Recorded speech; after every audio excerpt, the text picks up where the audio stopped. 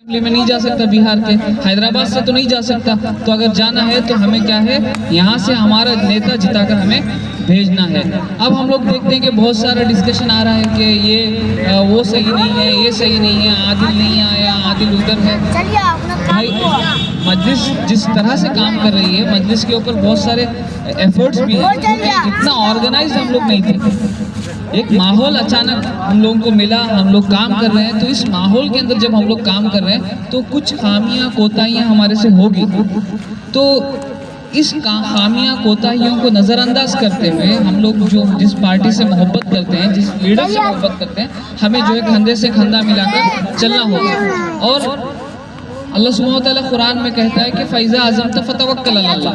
जब आप लोग इरादा कर लो कोई चीज़ का तो फिर अल्लाह के ऊपर भरोसा करो और आगे बढ़ना चाहिए आप लोगों को। तो जिस तरह से हम लोगों ने फैसला किया है कि इस बार तब्दीली होगी और इस बार बदलाव आएगा, तो जब हमने इरादा कर लिया बदलाव लाने का तो छोटी मोटी खामियां कोताहियां कमजोरियों को नज़रअंदाज करना है और आगे बढ़ना है। और हर एक को इस बात को समझाना है कि इस बार जो भी होगा हमें चाहिए कि हम लोग पतंग छाप कर वोट दें। अब हम लोग जो सर्वे रिपोर्ट्स वगैरह देख रहे हैं 2-3 दिन से, अच्छा माहौल हमारा बन चुका है। पतंग छाप का जो माहौल है वो ज़बरदस्त माहौल बन चुका है। अब हमारे सामने और 2-3 दिन है।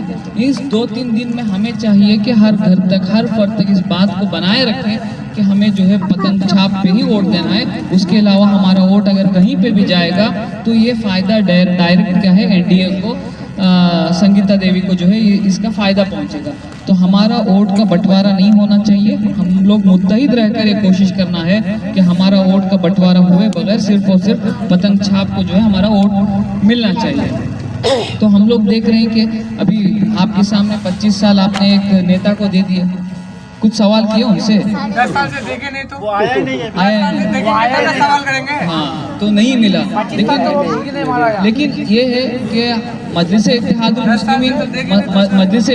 मुस्लिमीन को आप देख चुके हैं। लास्ट टाइम 5 MLA जीते थे, 4 भाग गए, लेकिन मजलिस आप लोगों का साथ नहीं छोड़ी। सीमांचल का साथ कभी मजलिस नहीं छोड़ी। पार्लियामेंट में आपका कोई MP नहीं है, उसके बावजूद असदुद्दीन ओवैसी साहब आपके लिए आवाज़ उठाते। यहाँ से आपका कोई MLA नहीं, उसके बावजूद अख्तरुल ईमान साहब आपके लिए आवाज़ उठाते हैं। अख्तरुल ईमान साहब की मिसाल देखिए कि आज जब गवर्नमेंट ने लिस्ट जारी की, किसने कितना कितना काम करवाया। 4th लिस्ट में, 4था नाम अख्तरुल ईमान का है, जो ना तो CM है, ना डिप्टी CM है, ना तो मिनिस्टर है। उसके बावजूद उन्होंने जो है 800 करोड़ का काम करवाया है।